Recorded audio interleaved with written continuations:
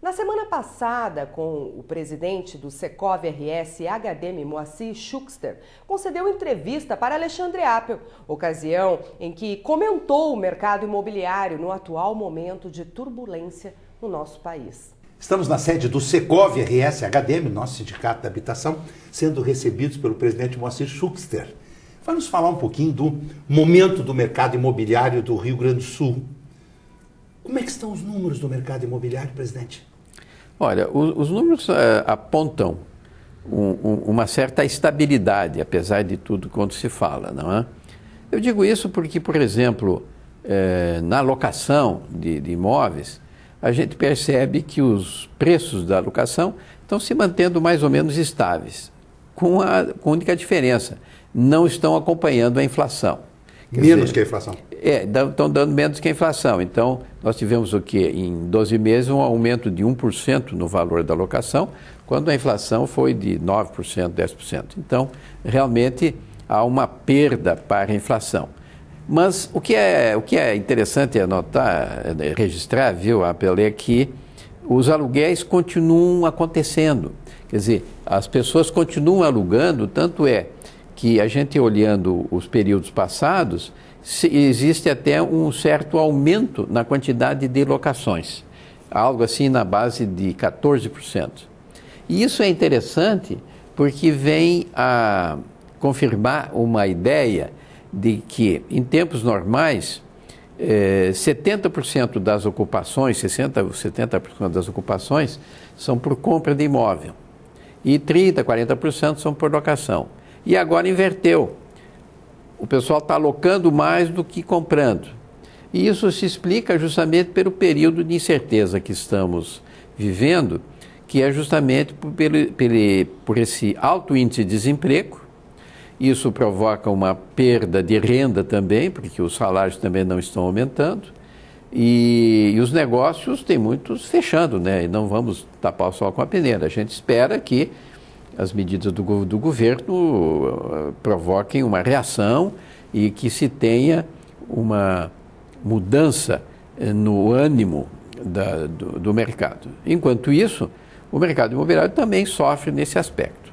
No que tange a venda propriamente dito, a gente percebe também isso. Há uma perda já nos últimos 2 anos, de 2013 para 2014, já houve uma queda de 5%, 6%, e a mesma queda aconteceu nos 2 anos subsequentes. Então, nós que chegamos a ter uma média de 3.300, 3.350 vendas por mês aqui na cidade de Porto Alegre, na capital, hoje já estamos ao redor dos 3.000 vendas por mês. Porque nós tínhamos assim uma base de 40 mil, quase 39.950, chegamos a um pico de vendas no ano e hoje estamos com 36 mil e quebrados. Então, esse foi os últimos 12 meses que a gente percebe isso. Então, é inegável, não tem como tapar o sol com a peneira, de que o mercado imobiliário também está sofrendo com isso. O que a gente tem que considerar é de que, apesar de tudo, os negócios estão saindo. Porque, veja bem, estamos em crise, estamos isso, estamos aquilo, mas vejam que 3.000 vendas foram feitas por mês. Quer dizer, isso é importante. E os aluguéis até estão aumentando a quantidade de aluguéis. Um detalhe importante que eu acho que tem que ser mencionado é de que, considerando, digamos, os últimos 5 anos, é que a oferta para locação aumentou muito. Aumentaram a quantidade em cerca de 1,5 vezes, ou seja, 170% mais ou menos, um pouco mais, né? Então, realmente aumentou muito a quantidade de oferta para locação. Para venda também aumentou, mas não chega a ter digamos, essa quantidade tão grande, né? Então, isso realmente vai custar um pouco a ser dissolvado, mas o imóvel a gente já aprendeu de que, como o imóvel tem um custo bastante estabilizado, a construção do imóvel demora do planejamento até a entrega do habite-se, ela pode levar 3 anos.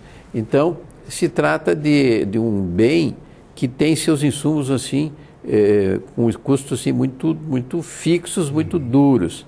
E quem detém o imóvel não abre mão de pelo menos repor o seu custo. Então, por isso que não adianta esperar que os imóveis fiquem baixando de preço, claro, porque o imóvel somente baixa de preço topicamente. Isso eu faço questão de dizer, ou seja, em geral ele não baixa o preço, ele pode reter o preço, etc. Agora, o que é possível é numa negociação bilateral, caso a caso, é possível se negociar. Por claro. Quê? Porque aí entra em cena o fluxo de caixa da empresa que vende ou do vendedor e as possibilidades, e a capacidade de pagamento do comprador.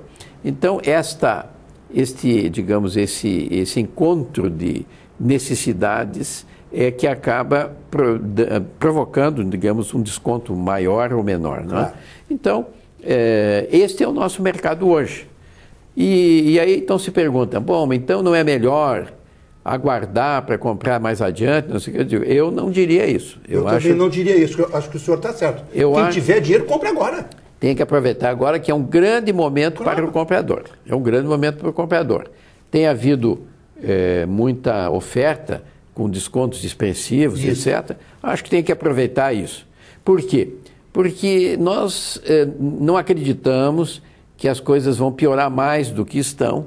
Concordo. Nós entendemos que seja o governante que for, vai tomar medidas no sentido de conseguir uma recuperação da economia, que certamente será lenta, mas o imóvel, como é uma reserva de valor importante, ele não está jogado ao mercado como sendo o último refúgio na bacia das almas. Claro. Não acontece isso.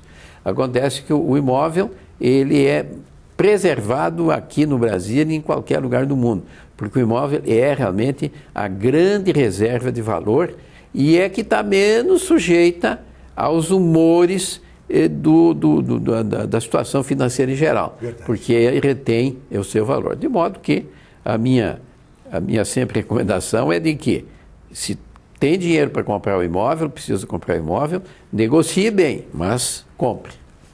Muito bem. Vamos concluir nossa visita aqui ao presidente, ele que é um observador.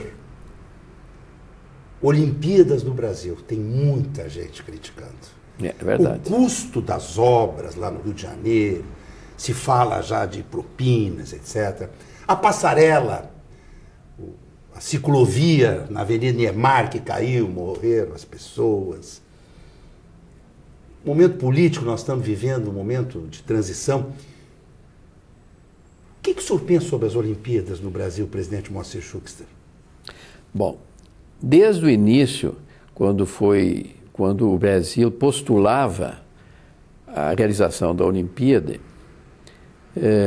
assim quando postulou a realização da Copa do Mundo, eu pessoalmente, como sou meio pão duro, eu realmente não simpatizei com a ideia. Não simpatizei. Por quê? Porque o Brasil não tem sobra de recursos.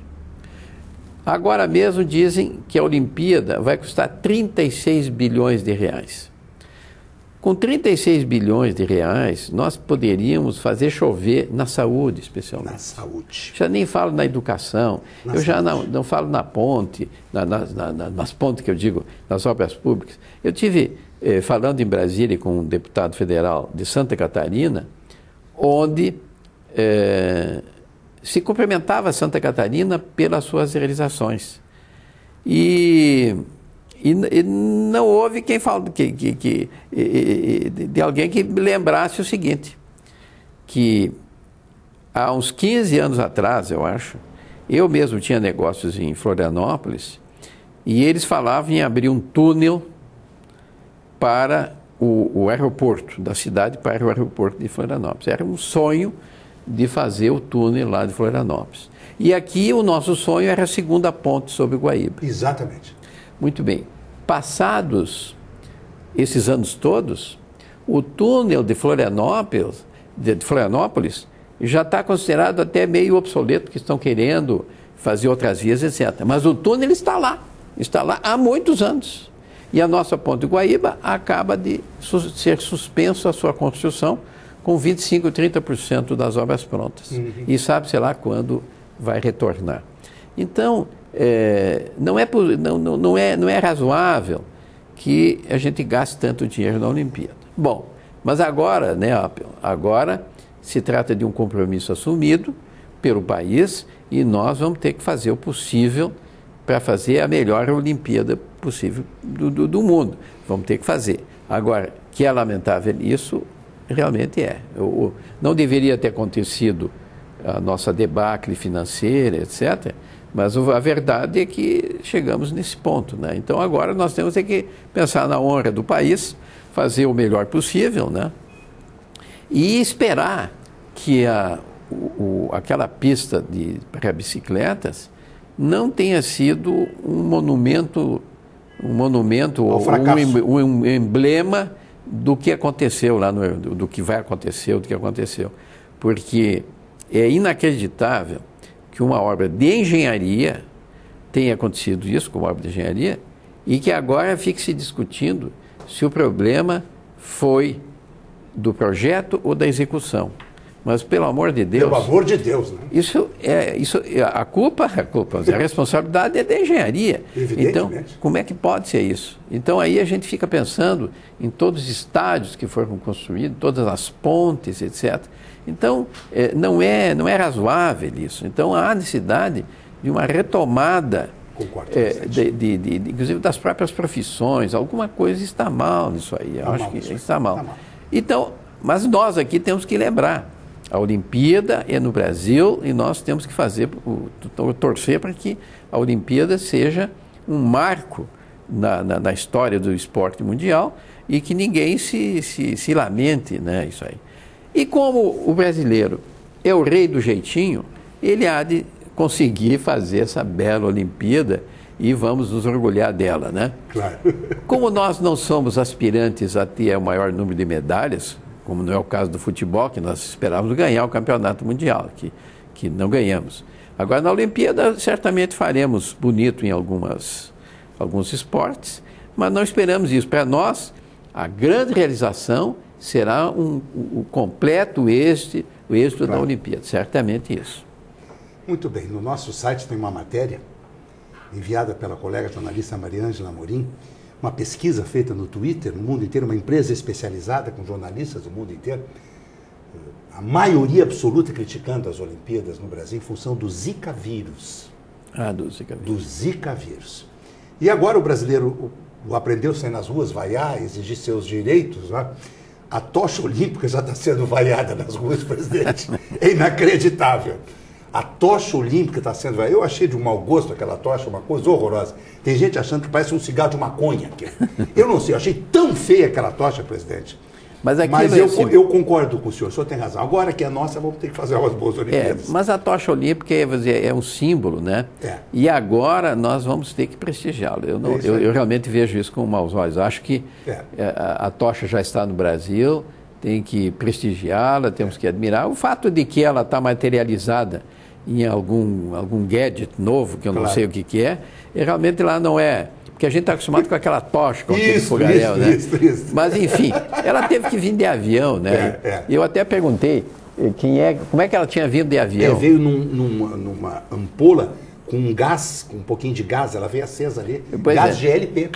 Pois é, então veja bem, dentro de um avião, não deve ser uma coisa assim muito confortável estar lá dentro com essa chama ali dentro, né? Mas, enfim, mas o fato é esse, né? Eu faço votos de que tenhamos uma bela Olimpíada, com uma bela abertura e um belo encerramento, como as outras Olimpíadas têm acontecido. Então, eu acredito. Mas eu acho que há de ser realmente uma bela Olimpíada, porque eu me baseio aqui, por exemplo, na festa aqui da reinauguração do Estádio Internacional, que foi uma festa muito bonita. Então, concordo. O Brasil tem capacidade, tem capacidade de fazer uma coisa realmente muito bonita, né? Espero que tenha samba, como se espera, tenha samba, mas que tenha também a amostra de outras qualidades que o Brasil também tem, né? e segurança para os turistas e para os atletas que vierem para cá. Presidente, muito obrigado pelo carinho de nos receber direto aqui do Secov RS para o Jornal do Consumidor, Alexandre Appel.